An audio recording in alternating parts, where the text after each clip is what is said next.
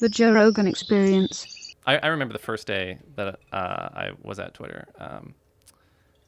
The At the time, the most popular person on Twitter was Justin Bieber. He had more followers than any other person, you know.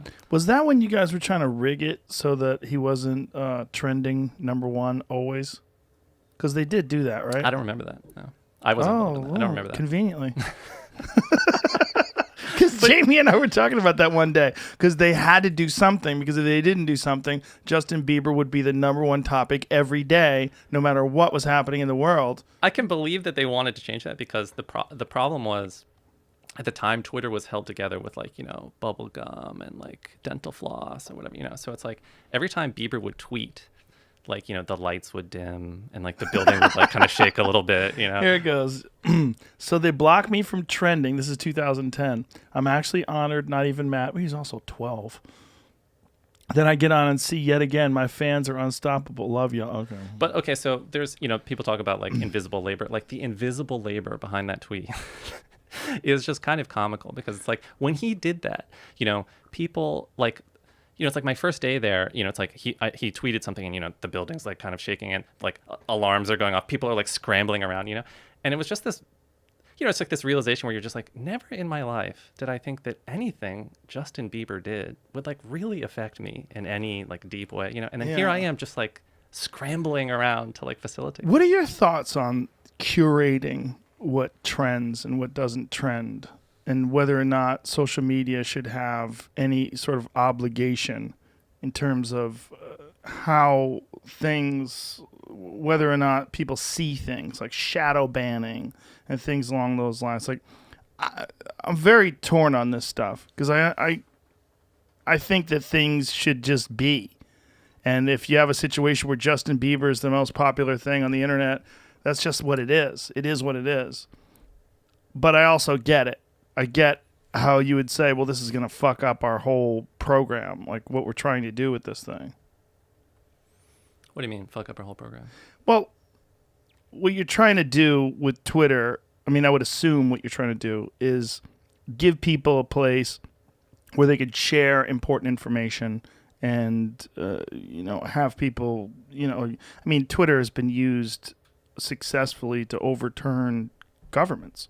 I mean, there's Twitter has been used to break news on very important events and alert people to danger. And there's so many positive things about Twitter. And if it's overwhelmed by Justin Bieber and Justin Bieber fan accounts and Justin Bieber, if it's overwhelmed, then the top 10 things that are trending are all nonsense. I could see how someone would think we're going to do a good thing by suppressing that. Yeah, I see what you're saying. Well, why do you think they did suppress that? What do you think? You worked there. Why do you think they kept him from trending? Well,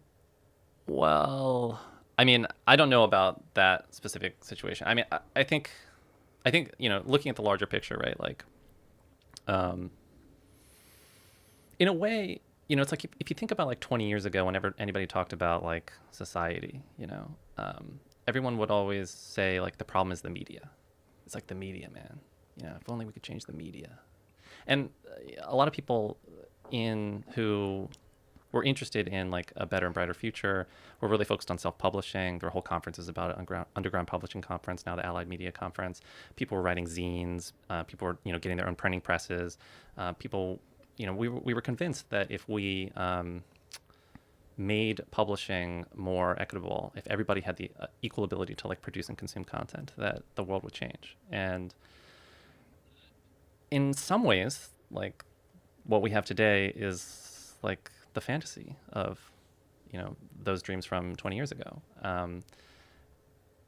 But in a couple of ways, you know, like one, you know, it was the dream that if, you know, a cop kills some random person in the suburbs of St. Louis, that like everyone would know about it, you know, just you know, everyone knows, and also that anybody could share their weird ideas about the world, you know.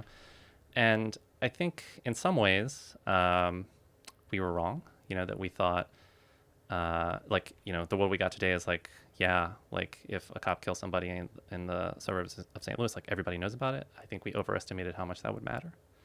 And I think we also believed that the things that everyone would be sharing were like our weird ideas about the world. And instead we got like, flat earth and anti-vax and all this stuff, right? Mm-hmm. And so it's like, in a sense, like I'm glad that those things exist because they're sort of what we wanted, but I think what we underestimated is like how important the medium is. Like the medium is the message kind of thing. And that like what we were doing at the time of like, writing zines and sharing information, I don't think we understood how much that was predicated on like actually building community and like relationships with each other. And that like just like what we didn't want was just like more channels on the television. And that's sort of what we got, and so I think, it's like everyone is like on YouTube trying to monetize their content, whatever, and that it's the same thing, like bad business models produce like bad technology and bad outcomes. And so I think there's concern about that, but I think like, now that there's like, these two simultaneous truths that everyone seems to believe that are in contradiction with each other, like one is that like, everything is relative. Everyone is entitled to their own opinion. All opinions are equally valid. And two, like, our democracy is impossible without a shared understanding of what is true and what is false. The information that we share needs to be verified by our most trusted institutions. Like people seem to simultaneously believe both of these things, and I think they're in direct contradiction with each other.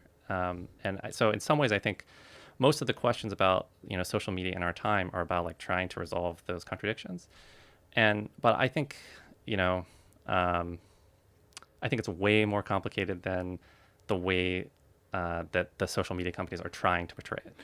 Catch new episodes of the Joe Rogan Experience for free only on Spotify. Watch back catalog JRE videos on Spotify, including clips. Easily, seamlessly switch between video and audio experience. On Spotify, you can listen to the JRE in the background while using other apps and can download episodes to save on data cost, all for free. Spotify is absolutely free. You don't have to have a premium account to watch new JRE episodes. You just need to search for the JRE on your Spotify app. Go to Spotify now to get this full episode of the Joe Rogan Experience.